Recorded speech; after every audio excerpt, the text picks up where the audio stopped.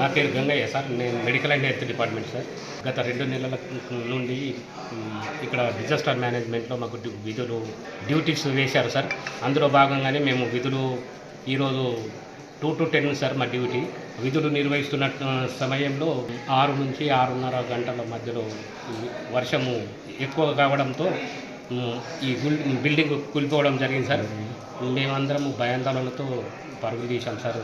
కొద్దిగా 5 నిమిషాల వరకు కొద్దిగా మాకు మాట్లాడడానికి ఏం రాలేదు సార్. అదృష్టవశాత్తు ప్రాణ నష్టం ఏం జరగలేదు. అది ఎటు సైడ్ అయితే కూలిపోయిందో ఆ కూలిపోయే ఏరియా ఏంటంటే అది DTO treasury department store room sentries ఉంటారు సార్. అక్కడ అదృష్టవశాత్తు వాళ్ళకు కూడా ఏం రాలేదు సార్. సెకండ్ షిఫ్ట్ విధులు నిర్వర్తిస్తున్న సమయంలో భారీ శబ్దం వచ్చింది. శబ్దం రాగానే బయటకు వచ్చి చూడగానే ఇక్కడ ఒక్కొక్క వాళ్ళు పడిపోవడం జరుగుతుంది. లైవ్ చూసాం. వర్క్ చేస్తున్న సమయంలో మేము కొంచెం అందరికీ చెప్తూ మేము కూడా బయటికి వచ్చేసాం. అక్కడ నుండి తప్పించుకోవాలి. కిందికి వచ్చేసరికి మొత్తం కూలిపోయింది. అక్కడ మొత్తం ఇప్పుడు ఏ సిచ్యువేషన్లో ఉందో బిల్డింగ్, ఆ సిచ్యువేషన్లో అప్పుడే ఒక 20 సెకండ్లలో మొత్తం జరిగిపోయింది.